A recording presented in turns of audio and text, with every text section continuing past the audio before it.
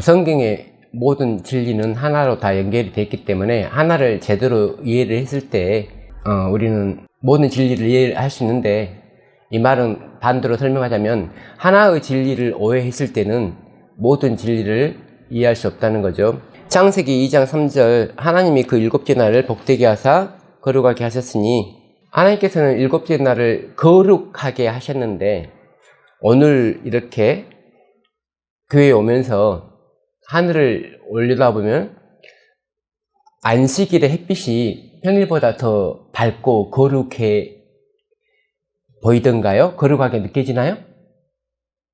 안식일이 다른 날과 좀 구별되어 느껴지나요? 안식일과 평일은 외관적으로 구별이 안 돼요. 그렇죠? 외관상 안식일이 다른 날보다 거룩하다는 아무런 증거가 없어요. 근데 하나님이 거룩하다 하겠어요. 그래서 우리도 그걸 믿는 거예요. 안식일이 거룩한 건 우리가 믿기 때문에, 하나님이 거룩하다 칭하시고 우리가 믿기 때문에 안식일은 거룩한 거예요. 외적인 구별은 없다는 뜻이죠. 하나님이 시내산에서 모세를 만나셔서 네 쓴 곳은 거룩하니 신발을 벗으라 했어요.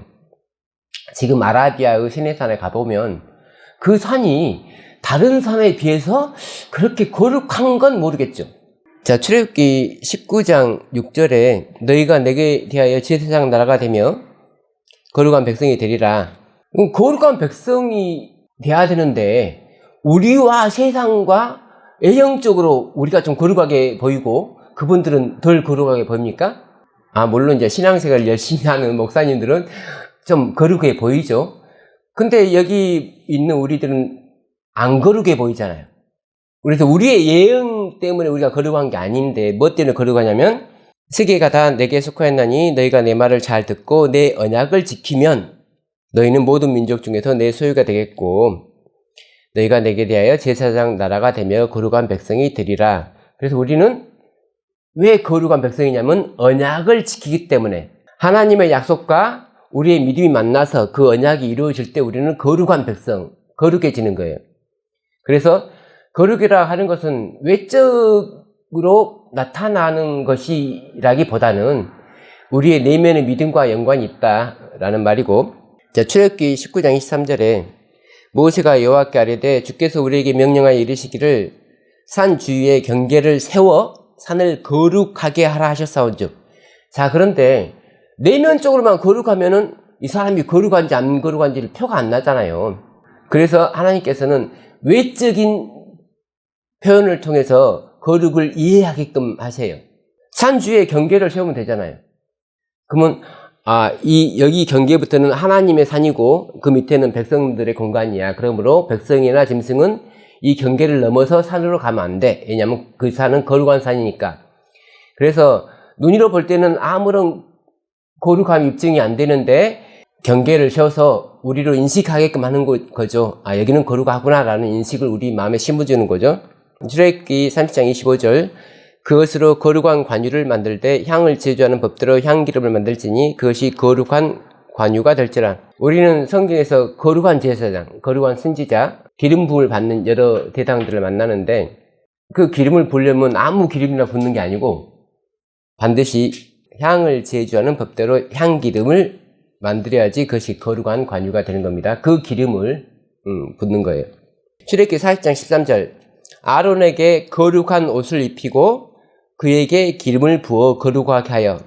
자, 기름을 부음으로써 이 사람은 거룩한 사람이구나, 거룩한 제사장이구나, 또 거룩한 옷을 입힘으로써, 그러니까 의복이나 기름 부음을 통하여 거룩하게 된 제사장이라는 것을 입증을 하는 거예요.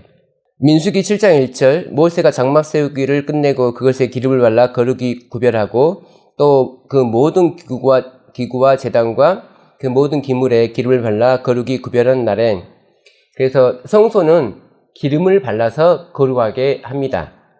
그냥 금으로 만들어서 삐까번쩍하다고 해서 거룩한 게 아니고 거기다가 기름을 발랐기 때문에 위임을 한 거죠. 하나님이 가지고 있는 권력을 이렇게, 예수님이 대제사장이잖아요. 예수님의 제사장권을 위임해 주는 거예요. 아론아, 네가 내 대신 해, 대제사장.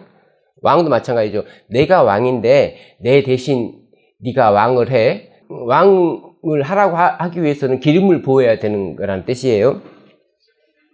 우리는 예수 그리스도가 기름 부음 받은 자, 그리스도, 메시아라는 걸 알죠. 성경에서는 그 메시아가 어떤 일을 하는 것을 구약에 가득하게 써놨죠. 시편 89편 20절, 내가 내 종 다윗을 찾아내어 나의 거룩한 기름을 그에게 부었도다.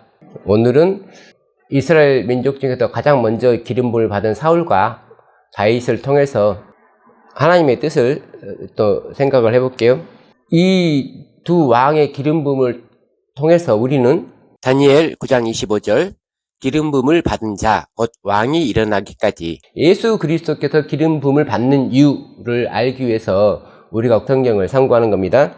사도행전 4장 27절, 과연 헤롯과 본디오 빌라도는 이방인과 이스라엘 백성과 합세하여 하나님께서 기름 부으신 거룩한 종 예수를 거슬러, 결국은 하나님께서는 왕을 통해서, 기름 부음을 받은 왕을 통해서 이루고자 하는 일이 있는데, 그 이루고자 하는 일을 못하게 하기 위해서 왕을 방해하는 거죠.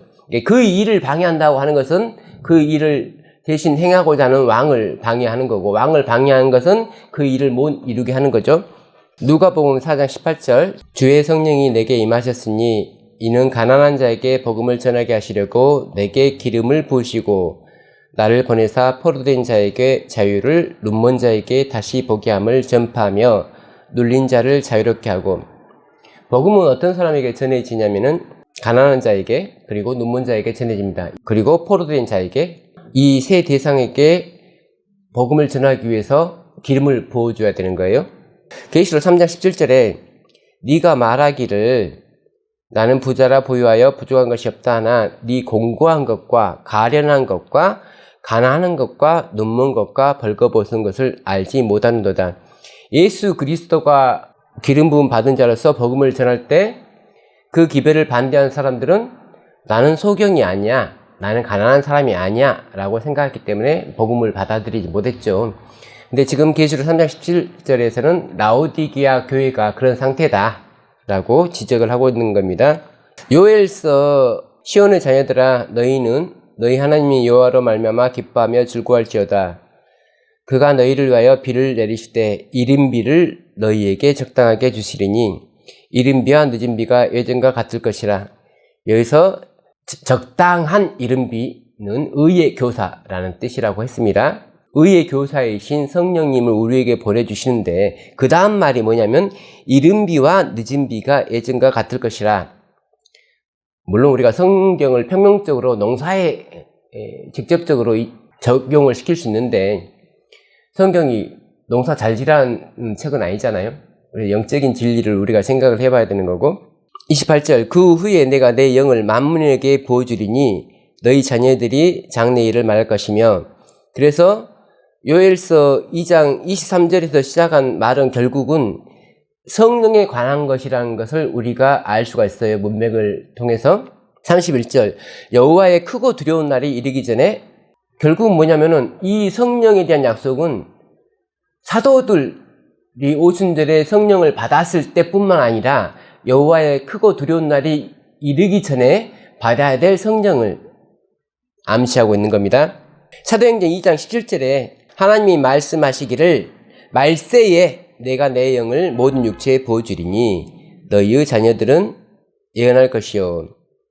그래서 이 약속은 말세에 완벽하게 성취되어야 되는 예언이죠.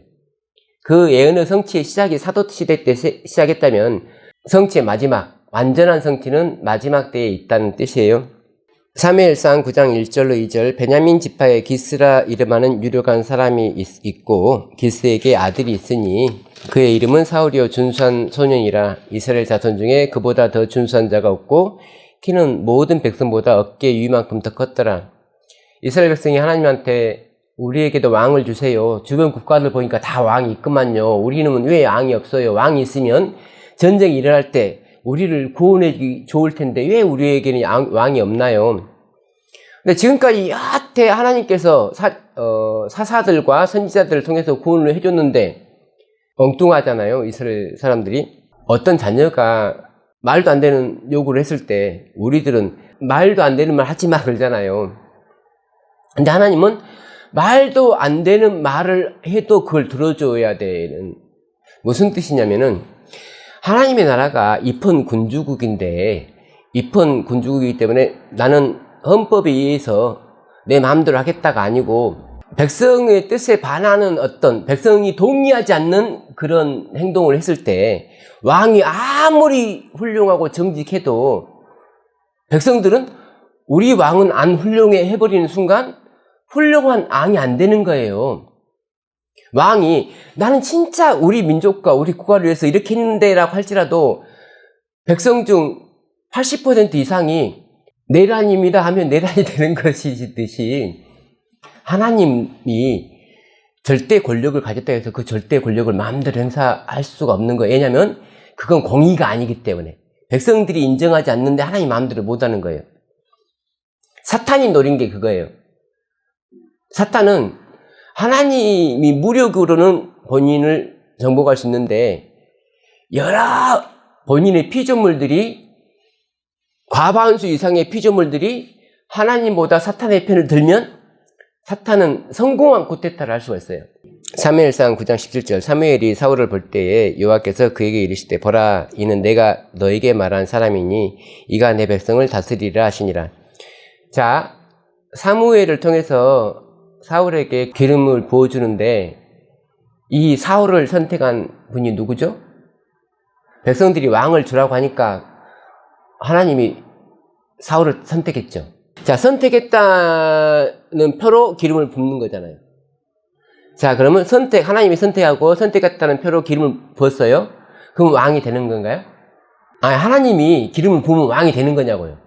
3상 10장 1절, 이에 사무엘이 기름병을 가져다가 사울의 머리에 붓고 입맞춤에 이르되 여호와께서 너에게 기름을 부으사 그의 기업의 지도자로 삼지 아니하셨느냐. 그러고 나서 사무엘상 10장 17절로 27절을 읽어보면 백성들한테 사울이 왕이 됐다는 걸 알려줘야 되잖아요.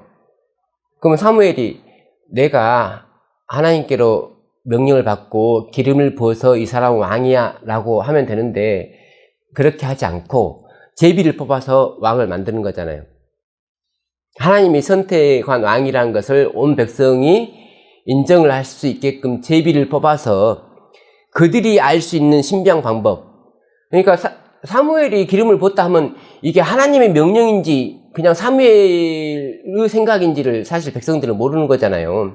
그래서 하나님의 뜻이라는 걸 직접적으로 백성들에게 알려주기 위해서 제비를 뽑아서 왕이 되었음을 선포해요. 근데 사무엘이 모든 백성에게 이르되 너희는 여호와께서 택하신 자를 보느냐? 모든 백성 중에 짝할 리가 없느니라 하니 모든 백성이 왕의 만세를 외쳐 부르니라. 사울도 기브와 자기 집으로 갈 때에 마음이 하나님께 감동된 유력한 자들과 함께 갔느니라. 이렇게 보면 백성들이 100% 찬성한 것 같죠? 그런데 27절, 어떤 불량배는 이르되 이 사람이 어떻게 우리를 구원하겠느냐 하고 멸시하며 예물을 바치지 아니하였으나 그는 잠잠하였더라. 자, 지금 사무엘은 통보를 했어요. 백성들한테 통보를 했는데 모든 백성들은 왕 만세 했을 거 아니에요. 근데 여기서 반대자들이 있어요. 이 사람이 어떻게 우리를 구원해? 자, 백성들의 100%의 지지를 받지 못하면 왕이 되기 힘들어요. 그러므로 100% 지지를 받기 위해서 내가 하나님께서 세운 왕이고 나를 통해서 하나님께서는 여러분을 우리 주변에 있는 많은 원수들로부터 구원할 수 있다는 것을 증명을 해야 되잖아요. 그래서 그 다음 장인 11장에서 드디어 첫 전쟁을 치르는데 5절부터 읽을게요. 마침 사울이 밭에서 소를 몰고 오다가, 사울은 아직 왕이 아니에요. 왕이면 밭에서 소를 몰 필요가 없잖아요.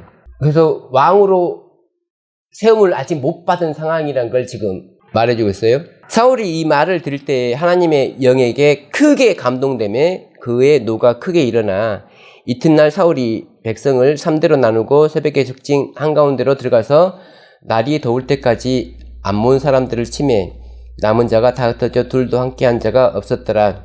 이제 증거가 된 거죠. 하나님께서 사울을 진짜 왕으로 택하셨구나 라는 것을 사울 스스로가 증명했어요. 근데 이 과정에서 하나님의 신에 감동해서 했잖아요.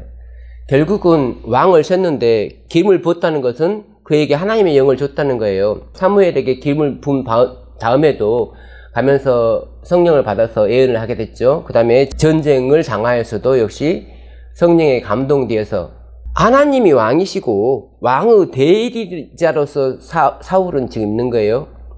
그래서 같이 있다, 하나님께서 함께 하신다는 말은 다른 말로 성령의 기름 부음을 받았다. 하나님이 우리와 함께 계신다는 말은 성령님이 우리와 함께 계신다, 성령님이 함께 계신다는 뜻인데, 그걸 지금 입증을 한 거죠. 전쟁에서 승리함으로써. 백성이 사무엘에게 이르되 사울이 어찌 우리를 다스리겠느냐 한 자가 누구니까 그들을 끌어내줘서 우리가 죽이겠나이다. 사실 왕이 되는 간단한 방법은 반대자들을 다 없애버리면 100% 지지를 받을 수가 있잖아요. 근데 여기서 이 지지가 강압에 의한 지지가 되면 안 된다는 거잖아요. 그래서 사울은 이때까지는 100% 하나님의 뜻에 일치된 생각을 해요. 사울이 이르되 이날에는 사람을 죽이지 못하리니 여호와께서 오늘 이스라엘 중에 구원을 베푸셨음이니라. 하나님께서 백성을 구원한 날에 그 백성 중에 일부를 죽인다는 건 말이 안 되죠. 사무엘이 백성에게 이르되 오라 우리가 길갈로 가서 나라를 새롭게 하자. 모든 백성이 길갈로 가서 거기서 여호와 앞에서 사울을 왕으로 삼고, 그래서 기름 부음만 받았다고 왕이 되는 것도 아니고 제위부가 됐다고 왕이 되는 것도 아니고 백성들이 왕으로 인정해야지 왕이 되는 거예요. 그래서 예수님은 기름 부음을 받았어요. 기름 부음을 받았는데 백성들이 가이사에는 우리에게 왕이 없어요 라고 했잖아요. 그래서 유대 나라는 예수 그리스도가 왕인 나라가 아니고 그 백성은 예수님을 거절했기 때문에 그 예수님은 나가서 별도의 백성을 조직해서, 이건 그러니까 영적인 이스라엘이지 이 육적인 이스라엘하고는 거의 상관없는, 이렇게 처음에 잘 나갔던 사울이, 처음에는 우리가 신앙할 때 처음에는 우리가 약하기 때문에 하나님만을 의지하는데, 이렇게 내가 믿음 생활에서 좀 성공하고 했을 때 이제는 거의 하나님의 도움이 필요 없는 상태가 많잖아요. 그래서 하나님보다는 자기 자신을 더 의지하게 되죠. 사울이 그런 케이스예요. 사무엘상 10장 6절로 8절에 너에게는 여호와 영이 크게 임하리니 변하여 새 사람이 되리라. 이 징조가 너에게 임하거든 너는 계를 따라 행하라. 하나님이 너와 함께 하시느니라. 자, 사울이 성령님께서 임하셨을 때 그가 왕으로서 제 역할을 했잖아요. 너는 나보다 앞서 길갈로 내려가라. 내가 너에게로 내려가서 번제와 화목제를 드리리니 내가 너에게 가서 네가 행할 것을 가르칠 때까지 7일 동안 기다리라. 그래서 이 말은 어떤 전쟁이나 중요한 문제가 있을 때 그 결정을 사울이 직접 하는 것이 아니고 사무엘이 하나님께 받은 명령을 사울에게 전하는 형식으로 이루어진다는 것을 우리가 체크를 좀 하면 됩니다. 그런데 또 다른 전쟁이, 이 블레셋과의 전쟁이 일어났을 때 길갈에서 기다리죠. 이래 동안 기다렸는데 안 오니까 사울이 이르되 번제와 화목제물을 이리로 가져오라 하여 번제를 드렸습니다. 우리가 번제를 직접은 안 드려도 이렇게 번제를 드리려고 성소를 양 갖고 찾아가고 이제 죽이는 거 우리가 죽이는 거죠. 그러면 그 다음 예식은 제사장들이 하는 거고, 같이 하는 거예요. 제사장과 우리가 제사를 같이 드리는 거예요. 그래서 여기서 사울이 제사를 지내는 그 자체가 잘못됐다고 생각되면 안 되고, 지금은 제사를 본인이 드린 게 죄가 되는 이유는 이 제사는 사무엘이 드리기로 이미 선약이 돼 있었기 때문에 그래요. 사울이 제사를 지내는 게 잘못된 게 아니고 사울이 혼자 제사를 지냈기 때문에 잘못된 거예요. 아브라함도 혼자 제사를 지냈잖아요. 근데 혼자 제사를 지내는 게 나쁘다고 하면 되잖아요. 근데 사울과의 약속을 어기고 왕으로서 자기가 해야 될 일을 어긴 거잖아요. 블레셋 사람들이 나를 치러 길갈로 내려오겠거늘 내가 여호와께 은혜를 간구하지 못했다 하고 부득이 하여 번제를 드렸나이다. 그래서 본인이 지금 이상해서 번제를 드리면 안 된다는 걸 본인 스스로 알면서 너무 마음이 답답하니까 얼꼴을 한 거죠. 사무엘이 사울에게 이르되 왕이 망령되이 행하였도다. 왕이 왕의 하나님 여호와께서 왕에게 내리신 명령을 지키지 아니하였도다. 그리하였더라면 여호와께서 이스라엘 위에 왕의 나라를 영원히 세우셨을 것이오늘 지금은 왕의 나라가 길지 못할 것이라. 여호와께서 왕에게 명령하신 바를 왕이 지키지 아니하였으므로 여호와께서 그의 마음에 맞는 사람을 구하여 여호와께서 그를 그의 백성의 지도자로 삼으셨느니라 하고, 여기서 우리가 좀 생각을 해봐야 될 문제는, 사람이 한 번은 실수를 할 수 있잖아요. 물론 이 죄가 좀 중차대한 죄이긴 하지만 한 번 실수를 할 수 있는데 이렇게 하는 건 좀 문제가 있죠. 공의롭다고 하는 것은 판결만이 공의롭다는 뜻이 아니고 절차상 공의로워야 되는 거예요. 그러니까 다시 말하면 하나님이 너 나라는 길지 못해, 나는 다른 사람을 세울 거야 라고 했을 때, 아까 왕을 세울 때도 하나님이 세웠고 최종적인 인정은 백성이 하는 거잖아요. 사울을 세울 때도 그랬듯이 사울을 피할 때도 하나님은 피했지만 최종적인 인정을 누가 해야 되냐면 백성들이 인정을 해야 되는 거예요. 하늘에서 사탄이 전쟁을 일으켰을 때 판결에서 바로 죽일 수 있는 게 아니고 온 우주가, 범우주가 사탄이 죽어야 되는 게 공의로운 거구나 라는 걸 인정을 해야 된다고요. 그래서 사울이 죄를 지었지만 그걸 바로 자를 수가 없는 거예요. 그래서 무려 38년 이상의 유효기간을 줘요. 왜냐하면 이 전쟁이 왕이 된 지 2년 만에 됐고 사울은 40년 동안 다스리다가 죽었기 때문에 유예기간이 38년, 엄청난 유예기간을 주는 거죠. 자, 그 다음부터는 하나님은 뭘 입증해야 되냐면은, 내가 사울에 대해서 계속 기회를 줘도 안 되더라는 걸 입증을 해야 되잖아요. 사무엘상 14장에서 요나단이 자기의 무기를 든 소년에게 이르되 우리가 이 할례 받지 않은 자들에게로 건너가자. 여호와께서 우리를 위하여 일하실까 하노라. 여호와의 구원은 사람이 많고 적음에 달리지 아니하였느니라. 지금 모든 백성이 다 무서워도 도망가고 사울한테는 600명의 병사밖에 안 남았어요. 근데 600명의 병사로는 이길 수 없는 싸움이기 때문에 하나님께서 요나단을 감동을 시키죠. 사울의 아들 요나단. 이거는 사울에게 또 한 번의 기회를 주는 거예요. 이때도 사울이 하나님께서 요나단을 통해서 우리나라를 구원하시는구나 라는 걸 깨달아야 되는 거예요. 본인이 할 수 없는 일을 하나님께서 하시는구나. 그러니까 사울이 원래 왕이 되기 전까지, 왕이 됐을 때까지의 가지고 있었던 믿음을 회복할 수 있는 기회가 되는 거죠. 그런데 사울은 정신을 차리지 못하고 이렇게 말합니다. 24절에 이날에 이스라엘 백성들이 피곤하였으니 이는 사울이 백성에게 맹세시켜 경계하여 이르기를 저녁 곧 내가 내 원수에게 보복하는 때까지. 물론 하나님의 원수가 본인의 원수일 수도 있죠. 이게 크게 틀린 말은 아닌데, 지금 사울의 정신 상태를 우리가 보면은 왕으로서 자기의 권위, 자기의 권력, 자기의 정권이 영원하기를 바라는 거예요. 원래는 하나님의 백성을, 하나님을 대신해 구원했던 대리자였던 왕이 계속 변질되어 가는 걸 지금 하나님께서 입증해 주는 거예요. 내가 사울을 버릴 수밖에 없는 이유를. 그래서 또 한 번 기회를 줘요. 사무엘상 15장에서 또 한 번 기회를 주죠. 아말렉을 멸하라. 거기에서 또 실수를 하죠. 우리가 그러잖아. 사람은 고쳐 쓰는 게 아니다. 한 번 믿음에 있어서 파선한 사람은 그걸 다시 회복한다는 게 굉장히 힘들어요. 한 번 성령의 은사에 참여한 바 된 사람이 타락하여 다시 회개한다는 건 불가능하다는 걸 지금 하나님께서는 말씀하고 있습니다. 사탄이 회개할 수 없어요. 불가능해요.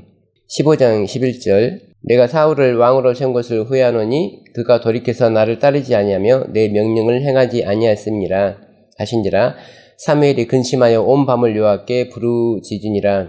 하나님도 사울을 참 사랑했고 사무엘도 사울을 참 사랑했어요. 사랑하기 때문에 왕을 세웠잖아요. 하나님이 잘못한 게 아니고 사울이 잘못했잖아요. 하나님의 영이 사울을 떠나게 되는데 너 잘못했으니까 내가 떠날게 라고 하지 않고 하나님은 끊임없이 그에게 기회를 주셨는데 사울은 끊임없이 그 기회를 거절했단 말이에요.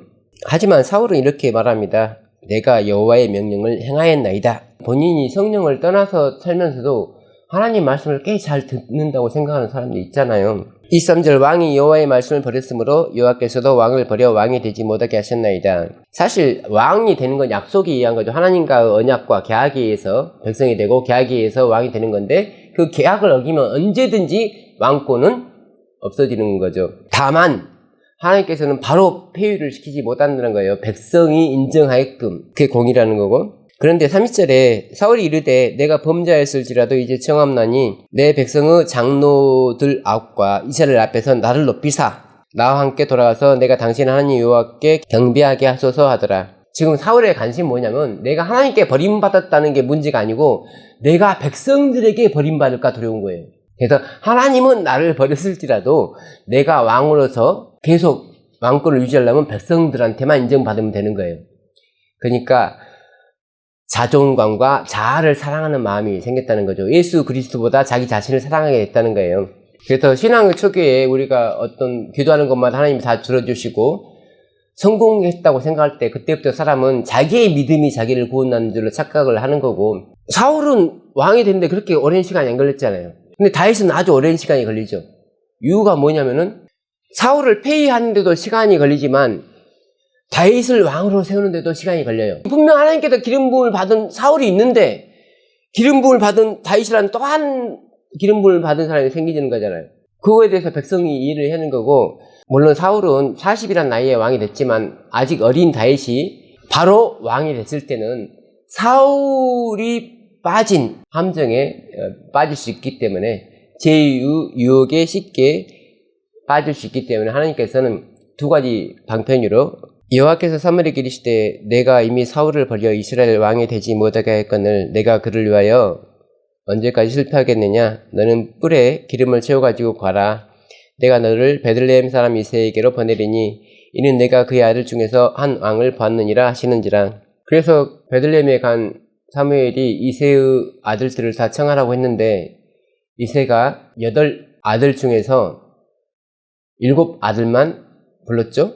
여기서부터 좀 문제가 생기죠. 사무엘상 17장에 다윗은 막내라 장성한 세 사람은 사울을 따랐고, 다윗은 사울에게로 왕래하며 베들레헴에서 그의 아버지의 양을 칠 때에 이새가 그의 아들 다윗에게 이르되 지금 네 형들을 위하여 이 볶음곡식 한 에바와 이 떡 10덩이를 가지고 진영으로 속히 가서 네 형들에게 주고 이 치즈 10덩이를 가져다가 그들의 천부장에게 주고 네 형들의 안부를 살피고 증표를 가져오라. 다윗에게 신부를 시키면서 네가 잘 갔다 왔는지 중간에 여포를 샜는지 증표를 가져와 보라는 거죠. 그러니까 이새는 지금 어떤 생각이냐면 우리 아들 다윗은 이렇게 떡을 가지고 가다가 이렇게 전쟁을 보고 무서워서 분명 도망칠 것이다. 그래놓고 와서 나한테 잘 갔다 왔어야 할 것이다. 그러므로 증표를 가져와라.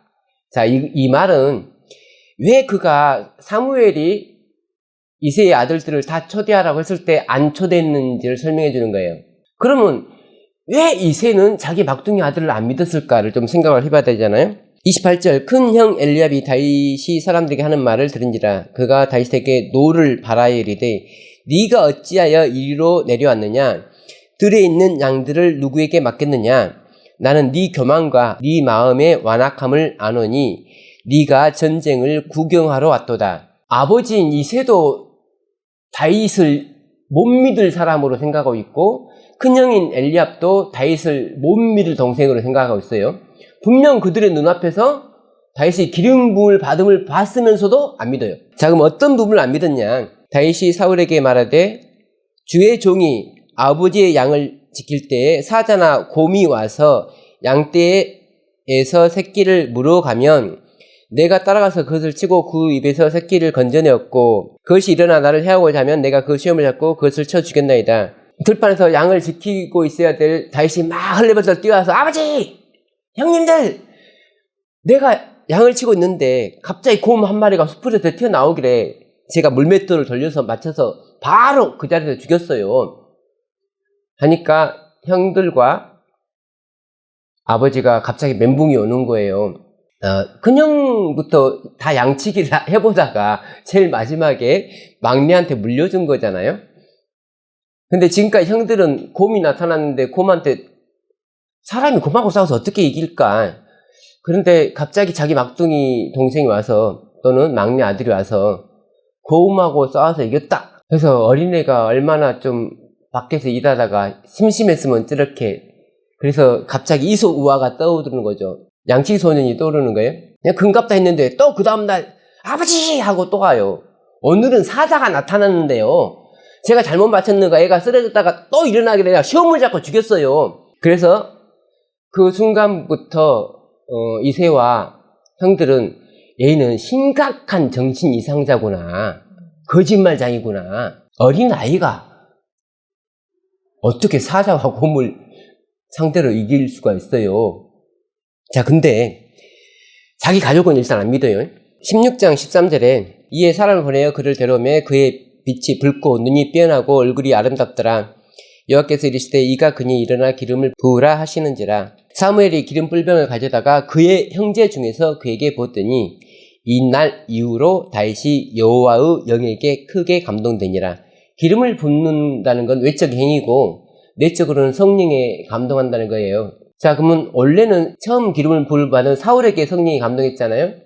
근데 그 다음 절 14절에 여호와의 영이 사울에게서 떠나고, 원래는 사울이 먼저 영을 받았는데, 성령을 받았는데 그 성령이 더 이상 사울에게 있지 않고 다윗에게 간 거예요. 그럼 성령이 떠나면 악령이 그를 번뇌하게 하는 거죠. 자, 다윗에 대해서 신하 중에 한 명이 이렇게 말합니다. 내가 베들레헴 사람 이새의 아들을 본즉 수금을 탈 줄 알고 용기와 무용과 구변이 있는 준수한 자라. 여호와께서 그와 함께 계시더이다 하더라. 자, 자기 집안 사람들은 다윗을 안 믿어요. 근데 주변에 있는 사람들 보니까 다윗이 참 훌륭해. 다윗이 사울에게 이르러 그 앞에 모셨음에 사울이 그를 크게 사랑하여 자기의 무기를 드는 자로 삼고, 심지어 하나님의 성령이 떠난 사울까지도 인정해, 다윗을. 또 사울이 이새에게 사람을 보내 이르되 오나건대 다윗을 내 앞에 모셔서게 하라. 그가 내게 은총을 얻었느니라 하니라. 자, 지금 17장 33절부터 35절까지 그 말을 통해서 제가 골리앗과 싸우겠습니다 라고 지금 다윗이 사울에게 말하는 거예요. 근데 원래는 사울이 이렇게 말했죠. 네가 가서 저 블레셋 사람과 싸울 수 없으리니 너는 소년이요. 어리니까 어린애가 어떻게 싸워서 이길 수 있겠어요? 근데 36절 말이 참 감동적이죠. 주의 종이 사자와 곰도 쳤은즉 살아계시는 하나님의 군대를 모욕한 이 할례받지 않은 블레셋 사람이리까 그가 그 짐승의 하나와 같이 되리이다. 백성 중에서 이 말을 과연 믿음으로 감동을 받을 수 있었을까? 그 꼬맹이가 하는 말에 대해서, 꼬마야, 네가 참 믿음이 있는 건 대단한데 내가 신앙생활을 해보니까 믿음이 있다고 다 되는 건 아니더라. 너 혹시 그것 좀 광신 아닐까? 백성들은 그런 생각을 하고 있겠죠. 꼬맹이가 이렇게 골리앗과 싸우려고 나가는 모습을 보고 엘리압 옆에 있던 다른 백성이, 야, 네 동생이 지금 골리앗과 싸우러 나가는데? 그러니까 엘리압이 뭐라 했겠어요? 드디어 우리 아버지 아들 한 명 없어지는구나. 모든 이스라엘 백성이 그가 싸워서 이길 거라고는 생각을 안 했다는 거예요. 근데 사울은 어떻게 생각했냐면 55절, 사울은 다윗이 블레셋 사람을 향하여 나아감을 보고 군 사령관 아브넬에게 묻되 아브넬아, 이 소년이 누구의 아들이냐? 아브넬이 이르되 왕이여 왕의 사심을 명사옵나니 내가 알지 못하나이다 하며.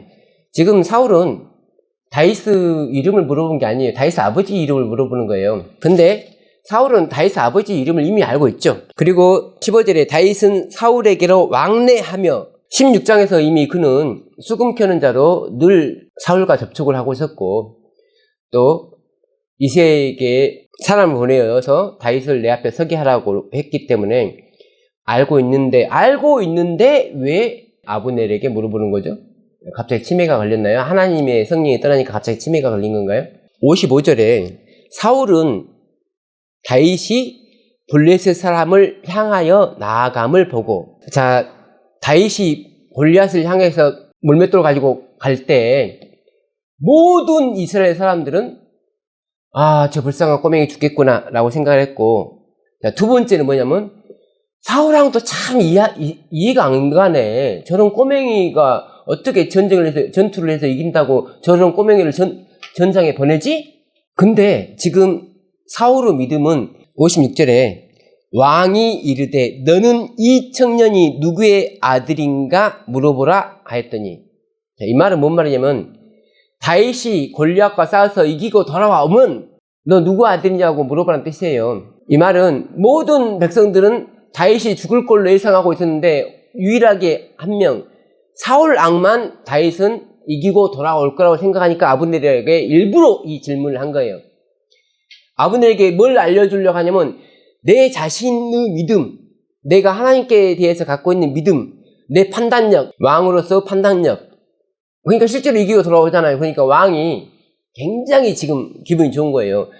내가 하나님께만 좀 버림을 받았지. 사실상 내 백성들은 나를 존경하고 나는 내 왕권은 영원할 거야 라고 생각합니다. 그런데 이 생각에 변화를 주는 사건이 있었으니 18장 7절에 여인들이 뛰놀며 노래하여 이르되 사울이 죽인 자는 천천히요 다윗은 만만이로다 한지라. 사울이 그 말에 불쾌하여 심히 노하여 이르되 다윗에게는 만만을 돌리고 내게는 천만 돌리니 그가 더 얻을 것이 나라 말고 무엇이냐 하고. 교회가 하나님의 뜻을 이루기 위해서 세워졌는데 처음에는 교회가 하나님의 뜻대로 하려고 굉장히 노력하죠. 근데 어느 정도 교회가 규모가 되면은 그 다음부터는 하나님의 뜻을 이루기 위해서 교회가 존재하는 게 아니고 그냥 교회 자체를 존재시키기 위해서 존재해요. 맨날 침례자 내야 되고 더 많은 나라에 전도를 해야 되고. 지금 사울의 모습이 우리 교회의 모습인데 사울에게 유예기간을 줬듯이 교회에게도 유예기간을 주시는 거예요. 사무엘상 24장 55절로 7절 사울의 옷자락 뱀으로 말미암아 다윗의 마음이 찔려 자기 사람들에게 이르되 내가 손을 들어 여호와의 기름 부음을 받은 내 주를 치는 것은 여호와께서 금하시는 것이니 그는 여호와의 기름 부음을 받은 자가 됨이니라 하고 다윗이 이 말로 자기 사람들을 금하여 사울을 해하지 못하게 하니라. 사울도 기름 부음을 받았어요. 다윗도 기름 부음을 받았어요. 이 기름 부음을 받고 왕이 되고 백성들이 인정해서 아직도 가고 있어요. 백성들은 지금 반반으로 나눠서 한쪽은 사울을 지지하는 거고 한쪽은 다윗을 지지하는 건데 다윗을 지지하는 사람은 지금 몇 명 안 돼요. 사무엘상 26장 9절로 11절 다윗이 야비새에게 이르되 죽이지 말라 누구든지 손을 들어 여호와의 기름 부음 받은 자를 치면 죄가 없겠느냐 하고 다윗이 또 이르되 여호와께서 살아계심을 두고 맹세하노니 여호와께서 그를 치시리니 혹은 죽을 날이 이르거나 또는 전장에 나가서 망하리라. 내가 손을 들어 여호와의 기름 부음 받은 자를 치는 것을 여호와께서 금하시나니. 그래서 하나님이 기름 부어서 세운 교회를 사울은 타락한 왕이죠. 근데 다윗은 여호와의 기름 부음을 받은 왕이기 때문에 우리가 죽이면 안 된다라는 말이죠. 하나님께서 세웠으니까 하나님이 죽여야 된다는 거죠. 오늘은 지금 기름 부음 받은 자라는 제목으로 설교를 하고 있는데 한 번 기름 부음을 받았다고 해서 영원히 기름 부음을 받은 게 아니라는 거예요. 언제든지 우리가 하나님의 뜻을 잘 이해하지 못하는 환경에 이르면, 그러니까 하나님이 이루어야 할 일에 대한 이해를 제대로 하지 못하는 교회가 되면 언제든지 하나님께서는 피할 수 있는 거고, 그건 사람에 의해서 피해지는 게 아니고 하나님이 피하는 거다라는 뜻입니다. 사울도 왕이 되는데 백성들의 인정이 필요했는데 다윗도 왕이 되려면 백성들의 인정이 필요한 거잖아요. 근데 자기 식구들부터가 인정을 안 했잖아요. 타인들은 좀 인정하는데. 근데 사울을 피해서 도망다닐 때 자기 식구들이 이렇게 다 왔어요. 부조와 선지자 657, 658. 다윗은 유다 산중에서 사울의 추계로부터 피난처를 찾았다. 그는 적은 군사를 가지고 큰 군대를 대항할 수 있는 장소인 아둘람 굴의 피신에 있었다. 그 형제와 아비의 온 집이 듣고는 그리로 내려가서 그에게 이르렀다. 그의 가족들은 아둘람 굴에서 동정과 사랑으로 연합하였다. 다윗은 목소리와 수금으로 형제가 연합하여 동감이 어찌 그리 선하고 아름다운고라고 노래한 아름다운 노래를 만들 수 있었다. 우리가 처음에는 우리를 인정해주지 않는 사람들이 너무 많잖아요. 분명히 다윗의 형제들과 아버지는 자기들 눈앞에서 사무엘이 다윗에게 기름 부은 걸 봤잖아요. 근데도 인정을 안 하잖아요. 근데 시간이 지나면서 지금 쫓기고 있어요. 쫓기고 있는데 그때 다윗을 인정하는 거잖아요. 하나님께서 세우셨음을, 다윗의 파란만장한 삶을 보면서 하나님께서 세우셨다는 걸 인정하는 거예요. 그래서 사람이 내가 어떤 기별을 오늘 제시했는데 오늘 이 사람이 거절한다 해서 당신은 내 기별을 거절했어요 라고 포기를 하면 안 된다는 거예요. 내가 그 사람의 심판자가 되면 안 된다는 거죠. 하나님이 심판하게끔. 그래서 세월이 흐르니까 형제들이 그러잖아요. 지금 다윗은 쫓기고 있는데 함께 쫓기기 위해서 온 거잖아요. 다윗의 편이 되어준 거잖아요. 그러니까 다윗이 보라 형제가 연합하여 동거하며 어찌 그리 선하고 아름다운고. 자, 그 다음에 머리에 있는 보배로운 기름이 수염 곧 아론의 수염에 흘러서 그의 옷깃까지 내린 같고. 갑자기 여기서 아론이 등장해요. 다윗은 이렇게 기름 부음을 받았어요. 형제들이 보는 앞에서 받았는데 이 기름 부음을 받은 효과가 그때 당시 형제들한테는 전혀 영향을 못 줬죠. 그런데 지금 뭐냐면 머리에 있는 보배로운 기름이 시험까지 내려왔죠. 시험을 거쳐서 옷깃까지. 그래서 다윗에게 부어졌던 기름이 지금 시험과 옷깃까지 내렸단 말은 자기 아버지와 형제들한테 지금 나눠졌다는 거예요. 기름 부음의 효과는 뭐냐면 자기 자신만 기름 부음을 받는 게 아니고 그 기름 부음의 향과 효과가 형제들에게까지 미친다. 자, 사무엘하 2장 4절. 유다 사람들이 와서 거기서 다윗에게 기름을 부어 유다 족속의 왕으로 삼았더라. 기름 부음을 받은 지는 참 오래됐는데 결국은 백성이 동의해야지 왕이 된다는 거예요. 지금 사무엘하 2장 4절에서는 유다 족속의 왕만 된 거고 유다 족속의 왕을 삼을 때 유다 사람들이 와서 거기서 헤브론에서 다윗에게 기름을 부어. 분명히 하나님께서 사무엘을 통해서 기름을 부었잖아요.